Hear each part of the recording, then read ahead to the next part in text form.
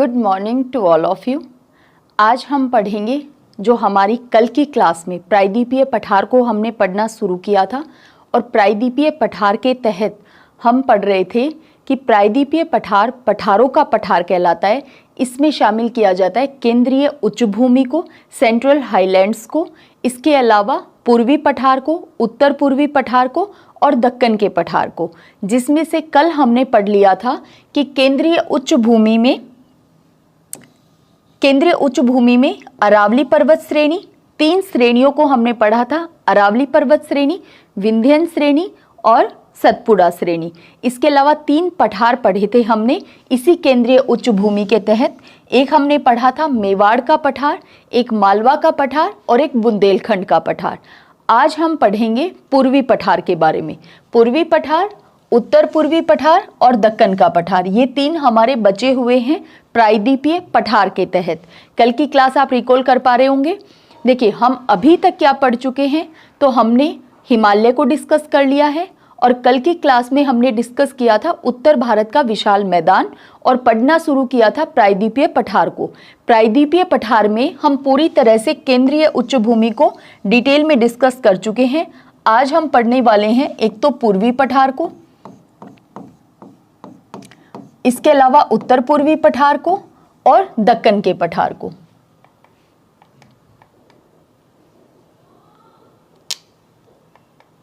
देखिए, ये हम पढ़ चुके हैं अरावली श्रेणी, विंध्यन श्रेणी, सतपुड़ा श्रेणी, मेवाड़ का पठार, मालवा का पठार और बुंदेलखंड का पठार। ठीक है, तो अरावली पर्वतमाला प्राचीनतम पर्वतमाला है। इसका सबसे ऊंचा शिखर जो है वो गुरु शिखर है, ये हम पढ़ चुके हैं। इसके बाद में विंध्याचल को भी पढ़ चुके हैं, सतपुड़ा को भी पढ़ चुके हैं। इसके अलावा हमने मेवाड़ का पठार, मालवा का पठार और इसके बाद में यहाँ पे ये है मालवा का पठार, यहाँ पे है मेवाड़ का पठार, ये है बुंदेलखंड का पठार और ये है बघेलखंड का पठार। कल की क्लास में हमने देखा था कि बघेलखंड का पठार जो है वो केंद्रीय उच्च भूमि को पूर्वी पठार से अलग करता है। ठीक है, आज हमें पढ़ना है पूर्वी पठार। पूर्वी पठार, इसे हम 3 पार्ट में डिवाइड करके पढ़ते हैं पूर्वी पठार को। एक तो है छोटा नागपुर का पठार, यानी आज की क्लास में फिर से आपको क्या करना है कि पूर्वी पठार को 3 पार्ट में डिवाइड करना है, जिसमें से एक क्या है छोटा नागपुर का पठार, एक हम पढ़ते हैं छत्तीसगढ़ बेसिन या महानदी बेसिन और तीसरा दंडकारण्य का पठार। इन तीनों को हम डिस्कस करते हैं किसके तहत, पूर्वी पठार के तहत। ये डिवीज़न आपको बहुत प्रॉपर मैनर में ध्यान हो जाना चाहिए, क्योंकि ये फैक्ट्स जो हैं वो हमारे सामने बार बार नदियों को पढ़ते समय, झीलों को पढ़ते समय, इसके अलावा दर्रों को पढ़ते समय फिर से हमारे सामने आते जाएंगे। सारी लोकेशन भी फिर से रिपीट हो जाएंगी, लेकिन आपको डिवीज़न ध्यान रखना है, मेन वही है। ठीक है, तो पूर्वी पठार के तहत आता है छोटा नागपुर का पठार। अब आपको ये पता होना चाहिए कि यदि बात चले अरावली रेंज की, तो आप कहेंगे कि प्रायद्वीपीय पठार में केंद्रीय उच्च भूमि के तहत आती है Aravalli range, Satpura range, Vindhyan range, Mewar का पठार, मालवा का पठार और बुंदेलखंड का पठार। यदि बात आए छोटा नागपुर के पठार की, तो वो किस में आता है, पूर्वी पठार में। प्रायद्वीपीय पठार के तहत पूर्वी पठार में आता है छोटा नागपुर का पठार। इसके अलावा छत्तीसगढ़ बेसिन, महानदी बेसिन और दंडकारण्य का पठार, ये तीनों आते हैं पूर्वी पठार के तहत। छोटा नागपुर का पठार बहुत बार क्वेश्चन पूछा जाता है यहाँ से। ये खनिजों का हृदय स्थल है, बहुत ज़्यादा खनिज पाए जाते हैं। अरावली में हमने देखा था, अब फैक्ट रिकॉल करते चलो साथ में पीछे वाली क्लास के, कि विंध्यन में खनिज तत्व नहीं मिलते हैं, लेकिन विंध्य में लाल बलुआ पत्थर, चूना पत्थर बहुत ज़्यादा मिलता है, जो कि भवनों के निर्माण में बहुत ज़्यादा काम आता है। लेकिन अरावली रेंज प्राचीनतम प्री कैम्ब्रियन काल की है, वलित पर्वतमाला है। भारत में सबसे प्राचीनतम वलित पर्वतमाला है अरावली और सबसे नवीनतम हिमालय है। तो ऐसे वाले फैक्ट्स तो आपको कॉमन सेंस लगना शुरू हो जाना चाहिए। तो अरावली में बहुत ज़्यादा क्या है, मिनरल्स हैं। हमने देखा था कि किस तरह से अरावली में तांबा बहुत ज़्यादा पाया जाता है, जिसमें हमने राजस्थान की खेतड़ी को डिस्कस किया था। इसके अलावा सीसा, जस्ता, ये बहुत ज़्यादा पाए जाते हैं अरावली के अंदर।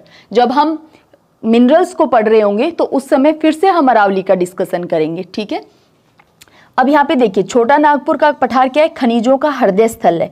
भारत का रुर प्रदेश कहा जाता है छोटा नागपुर के पठार को। इसका विस्तार कहां से कहां तक है, मैप में भी हम छोटा नागपुर के पठार को देख लेंगे।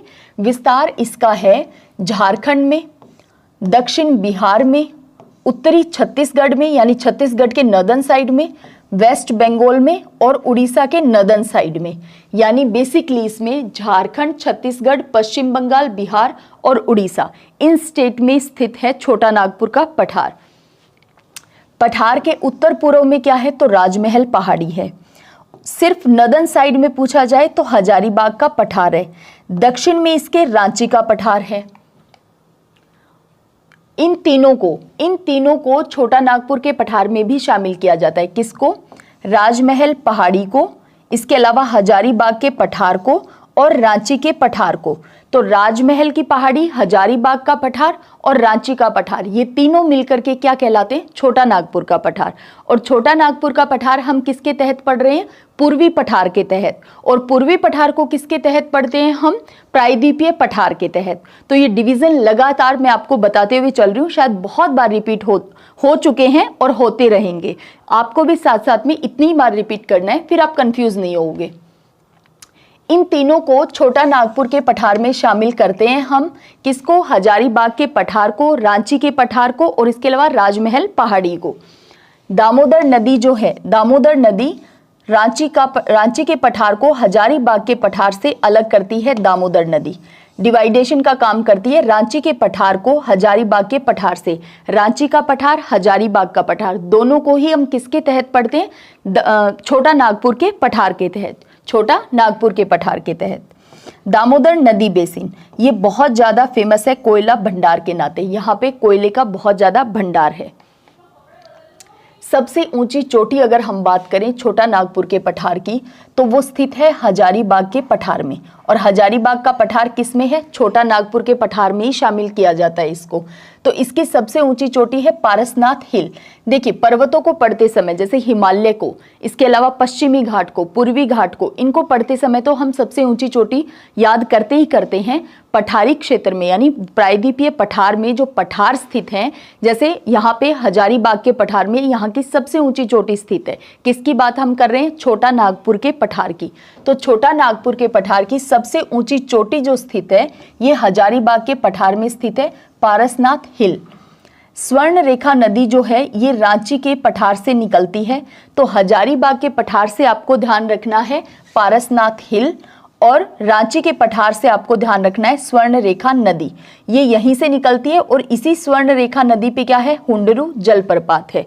जलप्रपात को पढ़ते समय ठीक यही फैक्ट हमारे सामने फिर से रिपीट हो जाएगा। वाटरफॉल को जब हम डिस्कस करेंगे फिर से ये फैक्ट आ जाएगा। तो फैक्ट आपके सामने 2 से 3 से 4 बार रिपीट हो जाएंगे, बशर्ते आप हर बार ध्यान से पढ़ते हुए चलो, ठीक है। ये पठार जो है, जैसे अरावली के लिए हम कहते हैं ये कब की है, प्री कैम्ब्रियन काल की है। तो यह पठार, छोटा नागपुर का जो पठार है, ये आर्कियन युग की ग्रेनाइट और नीच चट्टानों से बना हुआ पठार है और ये हृदय स्थलीय खनिज संसाधनों के दृष्टि से। गोंडवाना धारवाड़ क्रम की चट्टानें मिलती हैं यहाँ पे। गोंडवाना और धारवाड़ क्रम की चट्टानें मिलती हैं। ग्रेनाइट चट्टान से निर्मित उच्च स्थलाकृति जो है ये कहलाती है पाटभूमि। तो ग्रेनाइट चट्टानों से निर्मित जो उच्च भूमि है छोटा नागपुर के पठार में, उसे कहा जाता है पाटभूमि, ठीक है, ये आपको ध्यान रखना है। अब इसका डिवीजन दूसरा क्या है, छत्तीसगढ़ या महानदी बेसिन। हम क्या देख रहे हैं, हम पढ़ रहे हैं पूर्वी पठार को, जो कि प्रायद्वीपीय पठार के तहत हमने विभाजित किया था, उसमें से एक भाग था पूर्वी पठार। पूर्वी पठार के तहत हम पढ़ रहे हैं कि पूर्वी पठार को कितने भागों में डिवाइड किया गया है। तो पूर्वी पठार के अंतर्गत अभी हम पढ़ चुके हैं छोटा नागपुर का पठार। अब हम पढ़ रहे हैं छत्तीसगढ़ या महानदी बेसिन, और इसके अलावा तीसरा हमने डिवीजन किया था दंडकारण्य पठार, ठीक है। छोटा नागपुर का पठार हम पढ़ चुके हैं। अब हम देख रहे हैं छत्तीसगढ़ या महानदी बेसिन। ये छत्तीसगढ़ और उड़ीसा में इसका विस्तार है। छत्तीसगढ़ में और उड़ीसा में इसका विस्तार है, क्योंकि बात आते ही महानदी की तो ये छत्तीसगढ़ से निकलती है और उड़ीसा में जाकर के बंगाल की खाड़ी में गिर जाती है। तो महानदी, डेफिनेटली नदियों को पढ़ते समय तो महानदी हमें पढ़नी ही है, तो उस समय फिर से हमारे सामने लोकेशन आ जाएगी। तो महानदी बेसिन, किसी भी नदी का बेसिन क्या होता है, तो वो नदी, जैसे महानदी बेसिन की बात हो रही है तो महानदी और इसकी सहायक नदियों से मिल करके जो क्षेत्र बनता है उसे कहते हैं उस नदी का बेसिन। ठीक है, तो ये महानदी बेसिन तो कहाँ पे होगा, ये छत्तीसगढ़ और उड़ीसा में ही हो सकता है। तो छत्तीसगढ़ बेसिन भी कहते हैं इसको, महानदी बेसिन भी कह दिया जाता है। छत्तीसगढ़ बेसिन नाम आने से ये मत समझ लेना कि ये केवल छत्तीसगढ़ में ही है, क्या नहीं, महानदी बेसिन से यह ध्यान रहेगा कि ये छत्तीसगढ़ में भी है और उड़ीसा में भी इसका विस्तार है। इस बेसिन का निर्माण जो है वो बेसिकली धंसाव से, अवतलन से हुआ है। ये जो है आप समझिए कि जब हम ये देखते हैं कि ये हमारा प्रायद्वीपीय पठार जो है ये गोंडवाना लैंड का पार्ट है और हिमालय जो है वो नवीन पर्वत श्रृंखला है हिमालय। तो यहाँ पे ये पार्ट जब संचलन करते हुए यहाँ तक पहुंचा तो इसका आगे वाला पार्ट धंसा हुआ है, धंसाव के कारण इसका महानदी बेसिन का निर्माण हुआ है। इसमें नीचे वाली लाइन शायद आपको प्रॉपर मैनर में शो नहीं हो पा रही होगी, आप राइट डाउन कर लेना, मैं बता देती हूँ क्या लिखा हुआ है। गोंडवाना क्रम की चट्टानें पाई जाती हैं यहाँ पे, गोंडवाना क्रम की चट्टानें, जैसे हमने अभी देखा था ना कि धारवाड़ क्रम की चट्टानें छोटा नागपुर के पठार के समय, यहाँ पे क्या है गोंडवाना क्रम की, उसमें हमने धारवाड़ और गोंडवाना देखा था, यहाँ पे गोंडवाना क्रम की चट्टानें पाई जाती हैं। देखिए महानदी बेसिन को अगर हम मैप में देखें तो ये बह रही है यहाँ पे महानदी, ये छत्तीसगढ़ से निकल करके और ये यहीं पे, यहाँ पे उड़ीसा में यहाँ पे हीराकुंड बांध है जो कि महानदी पे है और यहाँ से आकर के ये इस तरह से गिर जाती है किसमें, बंगाल की खाड़ी में। और ये जहाँ से गिर रही है वहीं पे क्या स्थित है, चिल्का झील स्थित है। अब झीलों को पढ़ते समय ये फैक्ट हमारे सामने फिर से आ जाएगा, नदियों को पढ़ते समय ये फैक्ट हमारे पास फिर से आ जाएगा।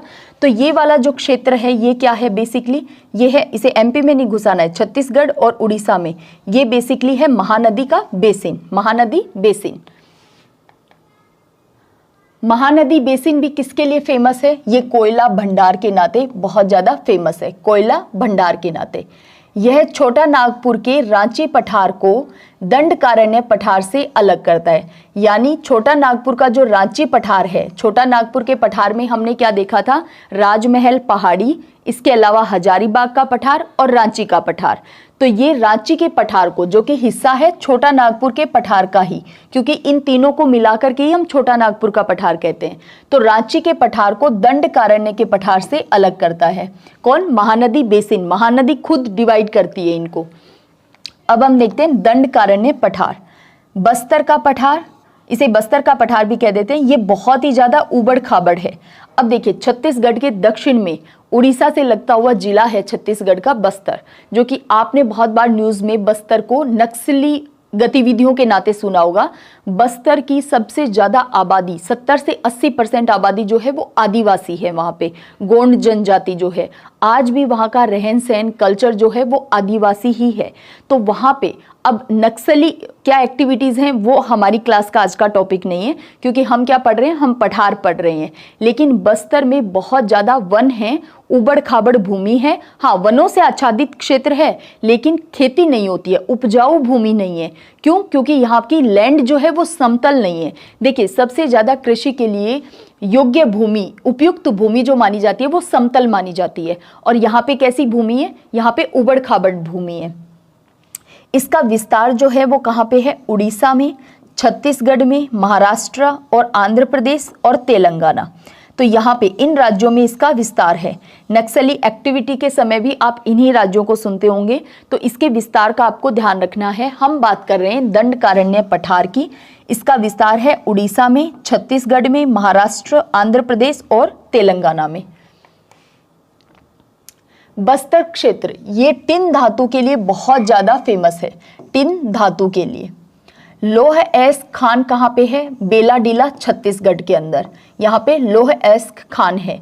देखिए वैसे तो आदिवासियों की जो डिमांड है वो बहुत बेहतर है कि वो जिस जगह रह रहे हैं वहाँ से जो खान के थ्रू, माइनिंग के थ्रू जो ये धातुएं निकाली जाती हैं, इस चीज़ का बेनिफिट उन्हें कभी नहीं मिल पाया, तो इस वजह से उनके बहुत सारे आरोप जायज भी हैं। लेकिन हाँ, आज हमारा वो डिस्कशन का मुद्दा नहीं है। हम देख रहे हैं कि बस्तर क्षेत्र में एक तो टिन धातु और लौह एस की खान है बेलाडीला छत्तीसगढ़ के अंदर। क्योंकि देखिए हमने क्या देखा कि ये पठार जो हैं वो बहुत ज़्यादा धातुओं के कारण भी बहुत ही ज़्यादा महत्वपूर्ण है हमारे लिए, है ना। जैसे छोटा नागपुर के पठार को तो कहते ही क्या है, भारत का खजानों का, खनिजों का हृदय स्थल, है ना, बहुत ज़्यादा खनिज मिलते हैं। इंद्रावती नदी जो है ये चित्रकूट जलप्रपात, जिसे भारत का नियाग्रा जलप्रपात कहते हैं, इंद्रावती नदी इसी पठार में बहती है, इंद्रावती नदी। और इंद्रावती नदी पे ही क्या है, चित्रकूट जलप्रपात, और इसको क्या कहते हैं, भारत का नियाग्रा कहते हैं। संज्ञा दे दी गई है इसे, भारत का नियाग्रा कहते हैं चित्रकूट जलप्रपात को, जो कि इंद्रावती नदी पे है। और इंद्रावती नदी का जो बहाव क्षेत्र है, ये जो बहती है, ये दंडकारण्य पठार से ही बहती है। उत्तर पूर्वी पठार, ये हमने अभी क्या डिस्कस किया है, हमने डिस्कस किया है पूर्वी पठार। पूर्वी पठार के तहत हमने क्या पढ़ा है, अभी हमने दंडकारण्य पठार पढ़ा है, इससे पहले हमने छोटा नागपुर का पठार पढ़ा था, और एक महानदी बेसिन या जिसको छत्तीसगढ़ बेसिन कहते हैं। इन तीन स्ट्रक्चर को, इन तीन संरचनाओं को आपको ध्यान में रखना है। अब हम पढ़ रहे हैं उत्तर पूर्वी पठार, जो कि प्रायद्वीपीय पठार को डिवाइड करते समय 3 नंबर पे हमने डिवाइड किया था उत्तर पूर्वी पठार के रूप में। पहला हमारा क्या था, केंद्रीय उच्च भूमि, दूसरा पूर्वी पठार, तीसरा उत्तर पूर्वी पठार, और फोर्थ हमें पढ़ रहा है दक्कन का पठार। ठीक है, तो उत्तर पूर्वी पठार या इसको मेघालय का पठार भी कहते हैं, इसको शिलोंग का पठार भी कहते हैं, शिलोंग का पठार, उत्तर पूर्वी पठार को लोकेशन में हम देख लेंगे। ठीक है, प्रायद्वीपीय पठार छोटा नागपुर का पठार का ही पूर्वी विस्तार है, यानी ये जो मेघालय का पठार है ये प्रायद्वीपीय पठार, या फिर हम कह सकते हैं छोटा नागपुर के पठार का ही पूर्व में विस्तार है। यानी छोटा नागपुर का पठार जो कि प्रायद्वीपीय पठार का ही एक पठार है, उसी का पूर्वी विस्तार है, जो कि क्या कहलाता है, मेघालय का पठार कहलाता है। जो राजमहल गारो गैप, अभी हम देखेंगे कि राजमहल पहाड़ी और गारो पहाड़ी, गारो खासी जयंतिया, ये तीनों पहाड़ियां कहाँ पे हैं, मेघालय में हैं। ठीक है, तो ये राजमहल पहाड़ी, वेस्ट बंगाल राजमहल पहाड़ी और गारो पहाड़ी, इन दोनों के बीच में जो गैप है, गर्त है, उसी को क्या कहते हैं, राजमहल गारो गैप, और इसको वेस्ट बंगाल में कहते हैं मालदा गैप। तो राजमहल गारो गैप अथवा मालदा गैप के द्वारा ये अलग हुआ है। हम बात क्या कर रहे हैं, हम कह रहे हैं कि छोटा नागपुर का जो पठार है उसी का पूर्वी विस्तार है क्या, मेघालय का पठार, और यहाँ पे क्या है, गारो खासी जयंतिया पहाड़ियाँ हैं, जो कि हम अभी मैप में भी देख लेंगे। इस पठार का उत्तरी ढाल बहुत तीव्र है, the northern slope of this plateau is very steep. दक्षिणी ढाल मंद है, जहाँ पे ब्रह्मपुत्र नदी बहती है। सुरमा और मेघना घाटियाँ हैं यहाँ पे, सुरमा और मेघना। अब यहाँ पे आप समझिए कि यहाँ पे उत्तर से दक्षिण की तरफ इस तरह से यहाँ पे स्थित है राजमहल पहाड़ी, और ये यहाँ पे आपको दिखाई दे रही है। ये मैप ब्लैक से मैं बना देती हूँ बांग्लादेश, ताकि आपको प्रॉपर मैनर में दिखाई दे। ये है बांग्लादेश की बाउंड्री,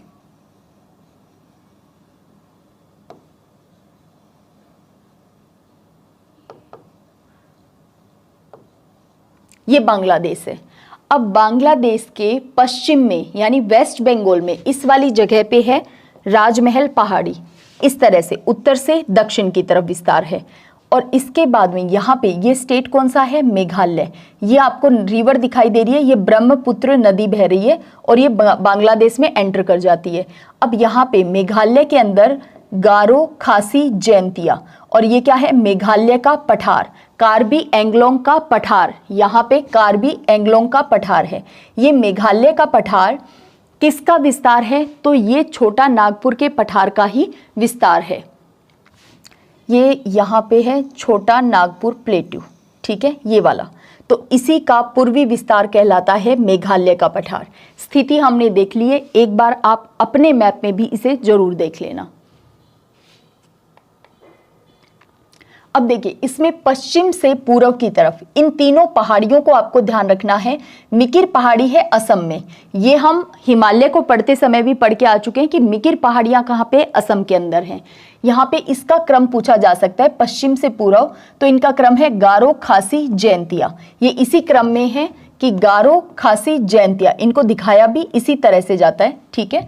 तो ये अगर पूछा जाए पूर्व से, ईस्ट से वेस्ट, तो ये क्या हो जाएंगे, जैंतिया, खासी और गारो। और अगर पूछा जाए पश्चिम से पूर्व तो गारो, खासी, जैंतिया।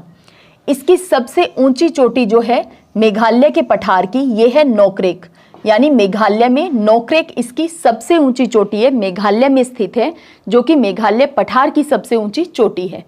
खासी पहाड़ियों की आकृति जो है, ये बीच वाली जो पहाड़ियां हैं खासी पहाड़ियां, इनकी आकृति कीप की तरह है। इसी कारण यहाँ पे इसकी आकृति के नाते यहाँ पे बहुत ज़्यादा बारिश होती है। और मानिसराम और चेरापूंजी दोनों यहीं पे खासी पहाड़ी में ही स्थित क्षेत्र हैं। अत्यधिक वर्षा होती है। और मासिनराम, ये तो दुनिया में सबसे ज़्यादा वार्षिक वर्षा जो होती है वो होती है भारत के मासिनराम में, ठीक है। और पहले चेरापूंजी हम पढ़ते थे, मासिनराम से कुछ किलोमीटर दूर ही चेरापूंजी है। यहाँ पे लेटराइट मिट्टी पाई जाती है। अब जब हम मिट्टियों को पढ़ेंगे तब हम देखेंगे कि क्या कारण है कि यहाँ पे किस नाते पहाड़ पठारों के नाते लेटराइट मिट्टी पाई जाती है, ठीक है। सदाबहार वन यहाँ पे बहुत ज़्यादा पाए जाते हैं। देखिए नॉर्थ ईस्ट में तो वैसे भी वनों का जो प्रतिशत है वो नॉर्थ ईस्ट में सबसे ज़्यादा है। मेघालय में भी बहुत ज़्यादा वन पाए जाते हैं। अब जब हम वन और वन संसाधनों को पढ़ रहे होंगे उस समय ये फैक्ट हमारे सामने फिर से आ जाएगा, ठीक है। तो यहाँ पे क्या है, सदाबहार वन पाए जाते हैं। एवरग्रीन फॉरेस्ट, मालदा गैप या राजमहल गारो गैप, ये गैप क्या चीज़ है और ये क्यों आ गया है। देखिए इसकी उत्पत्ति हुई थी इस गैप की, हम देख चुके हैं कि वेस्ट बंगाल में कहते हैं इसको मालदा गैप, और वैसे इसको क्या कहते हैं कि राजमहल और गारो, इन दोनों पहाड़ियों के बीच का जो क्षेत्र है ये कहलाता है राजमहल गारो गैप। इन पहाड़ियों के नाम पे ही इस गैप का नाम रख दिया है राजमहल और गारो, पहाड़ियों के बीच का गैप, तो राजमहल गारो गैप। और इसको वेस्ट बंगाल में कहते हैं मालदा गैप। इसकी उत्पत्ति जो है वो प्रायद्वीपीय भारत के संचलन के दौरान धसाव की प्रक्रिया से हुई। देखिए आप एक बात समझिए कि इसे हम मानते हैं प्रायद्वीपीय भारत, ठीक है, प्रायद्वीपीय पठार, और इसे हम मान लेते हैं कि हिमालय, जो कि नवीन श्रृंखला है हिमालय के उत्थान को दक्षिण में बढ़ने से रोकने और प्लस इसके संचलन के नाते इस तरह से इसका जो बिल्कुल नदन हिस्सा था प्रायद्वीपीय पठार का, बिल्कुल उत्तर पूर्वी हिस्से की हम बात कर रहे हैं। अब आप थोड़ा सा मैप को विजुअलाइज कर पा रहे होंगे ना। देखिए हम इस वाले हिस्से की बात कर रहे हैं, एक बार मैप देख लेते हैं। हम बेसिकली इस वाले हिस्से की बात कर रहे हैं कि यहाँ पे कौन सा गैप है, ये राजमहल गारो गैप है या मालदा गैप जिसे हम कहते हैं। तो ये आखिर आया क्यों, तो ये यहाँ पे हिमालय के विस्तार को रोकने और इस वाले पार्ट के आगे संचलन को रोकने के कारण यहाँ पे क्या बन गया, गर्त बन गया, बहुत ही गहरा गड्ढा आप जिसे कह सकते हैं वो बन गया। लेकिन गड्ढे की इमेजिनेशन आपके माइंड में क्या होती है, गड्ढा गहराई में और बहुत ही कम डिस्टेंस में फैला हुआ है, लेकिन ये बहुत, आप सोचिए पूरी प्लेट है, यानी ये पूरा प्रायद्वीपीय पठार संचलित हो रहा था। तो आप सोचिए कि वो गर्त भी कितना बड़ा रहा होगा। इस गर्त को भरा है गंगा और ब्रह्मपुत्र नदियों के द्वारा बहाकर लाए गए सेडिमेंट्स के द्वारा। गंगा और इसकी सहायक नदियां, ब्रह्मपुत्र और इसकी सहायक नदियों के द्वारा इस गैप को पूरी तरह से भरा गया है सेडिमेंट्स के द्वारा। तो ये इसकी उत्पत्ति प्रायद्वीपीय भारत के संचलन के दौरान धसाव की प्रक्रिया के कारण हुई। इसके द्वारा छोटा नागपुर का राजमहल पर्वत और मेघालय के गारो पर्वत से अलग होता है। किसके कारण, राजमहल गारो गैप के कारण। इसीलिए इसको क्या कहते हैं, राजमहल गारो गैप कहते हैं। जबकि पश्चिम बंगाल में इसको कहते हैं मालदा गैप। गंगा और ब्रह्मपुत्र नदियों के द्वारा लाए गए अवसादों का मालदा या राजमहल गैप के अंदर निक्षेपण यानी डिपोजिशन के कारण डेल्टाई मैदान का निर्माण हुआ यहाँ पे। तो यहाँ पे डेल्टाई मैदान क्यों है, जबकि अब आप ध्यान कीजिए कि जब हम उत्तर का विशाल मैदान पढ़ रहे थे उस समय हमने क्या देखा था कि उत्तर के विशाल मैदान में हमने विभाजन किया था प्रादेशिक आधार पे, पंजाब का मैदान, गंगा का मैदान, इसके अलावा हमने किया था ब्रह्मपुत्र का मैदान। तो इसके अलावा हमने डिस्कशन क्या किया था, राजस्थान का मैदान। ये चार तो मैदान हमने किए थे डिवाइड। सबसे पहले हमने टर्मिनोलॉजी पढ़ी थी कि भाभर किसको कहते हैं, तराई किसको कहते हैं, बांगर किसको कहते हैं और खादर किसको कहते हैं। तो जो नवीन जलोढ़ मिट्टी से निर्मित भूभाग है उसे कहते हैं खादर, और खादर का ही बढ़ा हुआ विस्तृत भूभाग क्या कहलाता है, डेल्टा कहलाता है। और ये हम जो लोकेशन आप मैप में अब पर्टिकुलर देखोगे, और पिछली क्लास में जो बाकायदा मैप के थ्रू मैंने आपको बताया था कि यहाँ से यहाँ तक का क्षेत्र गंगा का मैदान है, यहाँ से यहाँ तक का क्षेत्र तराई कहलाता है। तो ये सारी टर्मिनोलॉजी यहाँ पे यूज होनी चाहिए आपकी कि भाई इसे डेल्टाई मैदान का निर्माण किस तरह से हुआ, और ये कहाँ पे हुआ है, ये वेस्ट बंगाल, भारत की हम बात करें तो वेस्ट बंगाल। इस डेल्टाई मैदान में पीट मृदा की उपलब्धता के कारण मैंग्रोव वनस्पति का विकास हुआ। अब वनस्पतियों को पढ़ते समय, वन संसाधनों को पढ़ते समय ये बातें फिर से हमारे सामने आ जाएंगी, लेकिन तब हम ये बात नहीं पढ़ रहे होंगे कि ये कौन से पठार का भाग है। तब मैं सिर्फ नाम लूंगी और आपको ये फैक्ट क्लिक हो जाना चाहिए, ठीक है। तो इस डेल्टाई मैदान में पीट मृदा की उपलब्धता के कारण मैंग्रोव वनस्पति का विकास हुआ है। इस क्षेत्र में पाया जाने वाला सुंदरवन, आपने बहुत बार नाम सुना होगा, भारत के सर्वाधिक जैव विविधता वाले क्षेत्रों में से एक है। बहुत ज्यादा बायोडाइवर्सिटी के कारण, इकोलॉजी एनवायरनमेंट में भी हम इसे पढ़ते हैं, ठीक है। सुंदरवन डेल्टा। दक्कन का पठार, अब हम पढ़ते हैं दक्कन के पठार को। हमने क्या डिस्कस कर लिया है भाई, हमने डिस्कस कर लिया है उत्तर पूर्वी पठार को, और अब हम पढ़ रहे हैं दक्कन का पठार। इससे पहले हमने पूर्वी पठार को डिस्कस किया आज ही की क्लास में, और कल की क्लास में हमने डिस्कस किया था सबसे पहले तो उत्तर भारत का विशाल मैदान, उसके बाद प्रायद्वीपीय पठार, और प्रायद्वीपीय पठार में भी केंद्रीय उच्च भूमि को डिस्कस कर चुके थे। आज हमने 2 नंबर पे पढ़ा है पूर्वी पठार, 3 नंबर पे उत्तर पूर्वी पठार, और 4 नंबर पे हम पढ़ रहे हैं दक्कन का पठार। दक्कन का पठार है, इस पठार का विस्तार जो है ये तापी नदी के दक्षिण में। अब तापी नदी के दक्षिण का नाम आने के साथ कल की क्लास रिकॉल हो जानी चाहिए कि विंध्याचल श्रेणी, इसके बाद में विंध्यन श्रेणी, फिर नर्मदा नदी, फिर ब्लॉक माउंटेन सतपुड़ा, और इसके बाद में तापी नदी। ये हम कल की क्लास में पढ़ चुके थे। अब ये क्या कह रहा है कि दक्कन के पठार का विस्तार जो है ये तापी नदी के दक्षिण में, यानी तापी नदी के दक्षिण में ये शुरू होता है दक्कन का पठार। त्रिभुजाकार रूप में इसकी आकृति है। इसके अंतर्गत निम्नलिखित क्षेत्रों को हम शामिल करते हैं।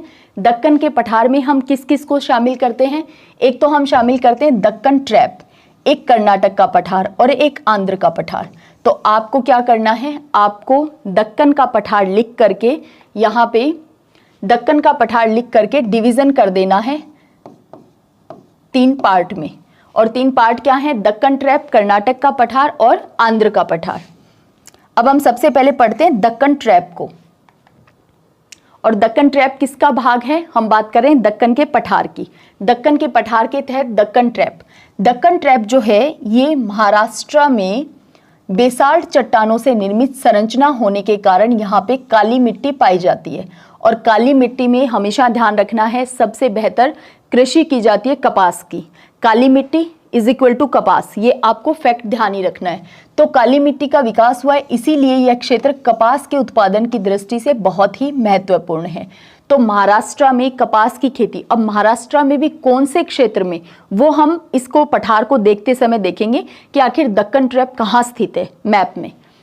इसका विस्तार जो है ये 16 डिग्री उत्तरी अक्षांश के उत्तर से लेकर के उत्तर पूर्व में नागपुर तक है। नागपुर देखिए भारत के केंद्र में माना जाता है नागपुर को, लगभग केंद्र में है भारत के, सेंटर में नागपुर, ठीक है। तो इसका विस्तार जो है वो 16 डिग्री उत्तरी अक्षांश के उत्तर से लेकर के उत्तर पूर्व में नागपुर तक है। इसी पठारी क्षेत्र से गोदावरी नदी अपवाहित होती है। गोदावरी नदी का अपवाह जो है वो इसी पठार से होता है। सतमाला, अजंता, बालाघाट और हरिश्चंद्र, ये पहाड़ियों का विस्तार भी इसी पठारी क्षेत्र में है। तो दक्कन ट्रैप के तहत ही सतमाला, अजंता, बालाघाट और हरिश्चंद्र ये पहाड़ियां आती हैं दक्कन ट्रैप के तहत। और दक्कन ट्रैप हम किस में पढ़ रहे हैं, दक्कन के पठार में। और दक्कन के पठार को किसके तहत पढ़ रहे हैं हम, प्रायद्वीपीय पठार के तहत, ठीक है। अब हम देखते हैं कर्नाटक का पठार। कर्नाटक का पठार जो है ये कर्नाटक के पठारी क्षेत्र में पश्चिमी घाट से संलग्न पर्वतीय और पठारी क्षेत्र को मलनाड कहते हैं। अब देखिए साउथ में जो नाम दिए जाते हैं वो उन्हीं के कारण, इस तरह से आपको प्रोनाउंसिएशन करने में या लिखने में थोड़ा सा नाम अलग लगता होगा। देखिए मलनाड, जैसे हमने देखा ना कि भाई वेस्ट बंगाल में उसी राजमहल गारो गैप को मालदा गैप कहते हैं। तो यहाँ पे कर्नाटक के पठारी क्षेत्र में पश्चिमी घाट से संलग्न, क्योंकि देखिए गुजरात से शुरू होकर के, गुजरात के बिल्कुल दक्षिण से, गुजरात महाराष्ट्र की सीमा से शुरू होकर के केरल तक लगातार क्या है, इस तरह से आप देखिए यहां से शुरू होकर के ये क्या चल रहा है, ये पश्चिमी घाट चल रहा है और इस तरह से यहाँ पे क्या है, पूर्वी घाट है। तो ये क्या कह रहा है कि कर्नाटक के पठारी क्षेत्र में पश्चिमी घाट से संलग्न पर्वतीय और पठारी क्षेत्र को मल्नाड कहा जाता है। तो मल्नाड किसे कहते हैं ये अब आपको पता चल गया है। बाबा बुदान यहाँ का सबसे ऊंचा पर्वतीय क्षेत्र है तथा मुलयनगिरी या मूलनगिरी भी कहते हैं इसको, इसकी सबसे ऊंची चोटी है। तो ये आपको ध्यान रखनी है, पारसनाथ की चोटी भी और इसके अलावा बाबा बुदान की चोटी भी। ठीक है, पारसनाथ की चोटी हमने हजारीबाग के पठार में देखी थी, सबसे ऊंची चोटी। तो यहाँ पे बाबा बुदान ये किसकी है, कौन से पठार की सबसे ऊंची चोटी की हम बात कर रहे हैं, ये इंपॉर्टेंट है। ठीक है, तो यहाँ पे बाबा बुदान जो है ये इसका सबसे ऊंचा पर्वतीय क्षेत्र है और जो मूलनगिरी है ये यहाँ की सबसे ऊंची चोटी है। मल्नाड किसे कहते हैं, मल्नाड ये अब आपको पता है।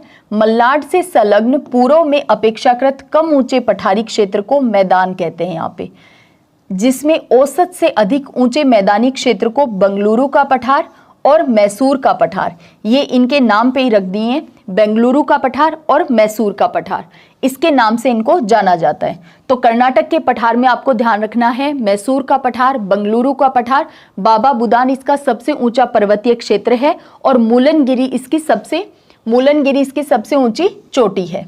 ठीक है, कर्नाटक में धारवाड़ संरचना का विकास होने के कारण पठारी क्षेत्र धात्विक खनिज संसाधनों के भंडार की दृष्टि से महत्वपूर्ण है। देखिए लगभग हमने सभी पठारों में देखा है कि खनिज संसाधनों की दृष्टि से ये महत्वपूर्ण है। इसके अलावा छोटा नागपुर के पठार की तो बात ही कुछ और है, उसे तो खनिज को पढ़ते समय यानी मिनरल्स को जब हम पढ़ेंगे उस समय वो फिर से इंपॉर्टेंट हो जाता है हमारे लिए छोटा नागपुर का पठार। कर्नाटक में धारवाड़ संरचना का विकास होने के कारण पठारी क्षेत्र धात्विक खनिज संसाधनों के लिए ये महत्वपूर्ण है। यहाँ लौह अयस्क का सर्वाधिक भंडार है।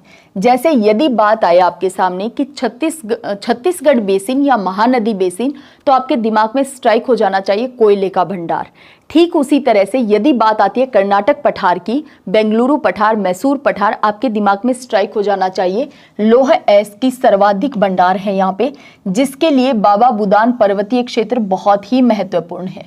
तो बाबा बुदान यहाँ पे लौह अयस्क के नाते इंपॉर्टेंट है। मैसूर के पठार में ही कावेरी नदी का अपवाह क्षेत्र है। कावेरी नदी, नदियों को पढ़ते समय ये पठार का नाम हमारे सामने फिर से आ जाएगा। मैसूर के पठार में कावेरी नदी का अपवाह क्षेत्र है। कृष्णा, कावेरी, तुंगभद्रा, शरावती, भीमा यहाँ की प्रमुख नदियां हैं। देखिए कृष्णा नदी को पढ़ते समय इसकी सहायक नदियां घाटप्रभा, महालप्रभा, भीमा, मूसी, कोयना, ये सब हम पढ़ते ही हैं। तो कृष्णा नदी और इसके अलावा कावेरी नदी और इसकी सहायक नदियां, ये यहाँ की क्या है, प्रमुख नदियां हैं। देखिए तुंगभद्रा नदी के दक्षिण में विजयनगर साम्राज्य था, तो इतिहास में विजयनगर को पढ़ते समय भी कृष्णा नदी की सहायक नदी तुंगभद्रा की खूब बार चर्चा होती है कि तुंगभद्रा के लिए ही बहमनी किंगडम और इसके अलावा विजयनगर किंगडम के जो शासक थे वो आपस में युद्ध करते थे। क्यों? क्योंकि यहीं पे तो स्थित है कृष्णा और तुंगभद्रा के बीच में रायचूर का दोआब, और दोआब किसे कहते हैं, दो नदियों के द्वारा सिंचित क्षेत्र दोआब कहलाता है। तो रायचूर के दोआब के लिए बेसिकली लड़ाइयां होती थी बहमनी और विजयनगर के शासकों के मध्य। कृष्णा, कावेरी, तुंगभद्रा, शरावती और भीमा यहाँ की प्रमुख नदी है और हम बात कर रहे हैं मैसूर के पठार की। मैसूर के पठार से ही कावेरी नदी का अपवाह क्षेत्र है, मैसूर के पठार से। शरावती नदी पर भारत का महत्वपूर्ण जलप्रपात है। अब आप समझ सकते हैं कि पठारों में हम ये देख रहे हैं कि कौन सी नदियां प्रवाहित होती हैं। नदियों को पढ़ते समय हम देखेंगे कि कहाँ से उद्गम है और कौन से क्षेत्र से इस नदी का प्रवाह चल रहा है, कहाँ से प्रवाहित होती है ये नदी और अंत में जाकर के कहाँ पे गिरती है, जैसे बंगाल की खाड़ी में या फिर अरब सागर में या कच्छ की खाड़ी में या खंबात की खाड़ी में कहाँ गिर रही है नदी जाकर के। ठीक है, तो वो हम देखते ही हैं। तो यहाँ पे हम बात कर रहे हैं कि शरावती नदी पर भारत का महत्वपूर्ण जलप्रपात है जोग, या इसको गरसोपा जलप्रपात कहते हैं या फिर इसे महात्मा गांधी जलप्रपात भी कहते हैं। जोग, गरसोपा या फिर महात्मा गांधी, और ये कहाँ पे है, शरावती नदी पे है। कुचिकल जलप्रपात, ये वर्तमान में भारत का सबसे ऊंचा जलप्रपात है। 455 मीटर इसकी हाइट है, ऊंचाई है, जो कि मोगा जिले कर्नाटक के अंदर वराही नदी पे है। तो वराही नदी पे आपको ध्यान रखना है कुचिकल जलप्रपात, और सरावती नदी पे है जोग या गरसोपा जलप्रपात। अब देखिए आंध्र का पठार। आंध्र का पठार, आंध्र के पठार के अंतर्गत, अब देखिए हमने क्या देखा है, हम पढ़ रहे थे दक्कन का पठार। दक्कन का पठार किसके तहत हमें पढ़ना है? प्रायद्वीपीय पठार के तहत। प्रायद्वीपीय पठार को पठारों का पठार कहते हैं, जिसमें हमें केंद्रीय उच्च भूमि, ये लास्ट टाइम मैं रिवाइज करवा रही हूँ कि प्रायद्वीपीय पठार को पठारों का पठार कहते हैं, जिसमें हम पढ़ते हैं केंद्रीय उच्च भूमि, इसके अलावा पूर्वी पठार, उत्तर पूर्वी पठार और दक्कन का पठार। दक्कन के पठार का डिवीजन हमने देखा, दक्कन का ट्रैप, कर्नाटक का पठार और आंध्र का पठार। तो दक्कन ट्रैप और कर्नाटक के पठार को हम डिस्कस कर चुके हैं। अब हम क्या कर रहे हैं? आंध्र के पठार को डिस्कस कर रहे हैं।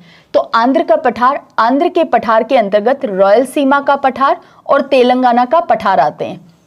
जैसे आपसे कहा जाए कि कर्नाटक का पठार, तो आप तुरंत बोलोगे बेंगलुरु का पठार और मैसूर का पठार, है ना। इसी के साथ ही आंध्र के पठार में आप क्या कहेंगे? रायलसीमा का पठार और तेलंगाना का पठार, इन दोनों को शामिल किया जाता है आंध्र के पठार में। इनके नाम ही, इन स्टेट के नाम पे ही आप समझिए इनके नाम है, यानी इन पठारों के नाम पे ही आंध्र प्रदेश, आंध्र का पठार। इसके अलावा कर्नाटक का पठार तो कर्नाटक, तो इसीलिए बेंगलुरु और मैसूर, और आंध्र के पठार में रायलसीमा, और इसके अलावा तेलंगाना का पठार, क्योंकि तेलंगाना तो आंध्र प्रदेश से अलग होकर स्टेट बना है ना, शामिल किया जाता है। कृष्णा नदी बेसिन के दक्षिण के पठारी क्षेत्र को, कृष्णा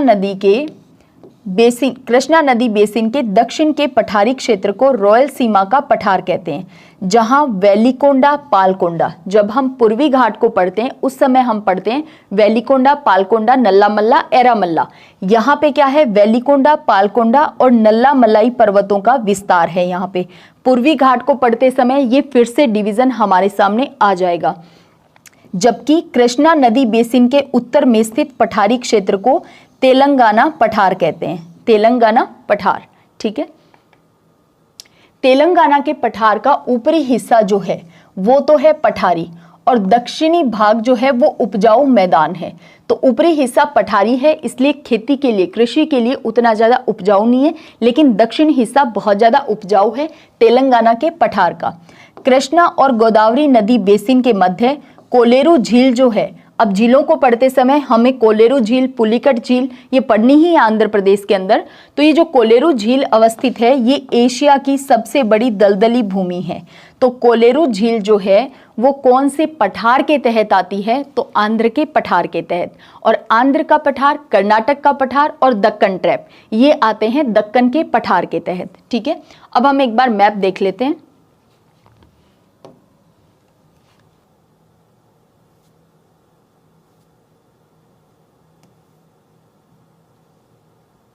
हाँ, ये मैप देखिए, यहाँ पे ये तो हम कल डिस्कस कर ही चुके थे।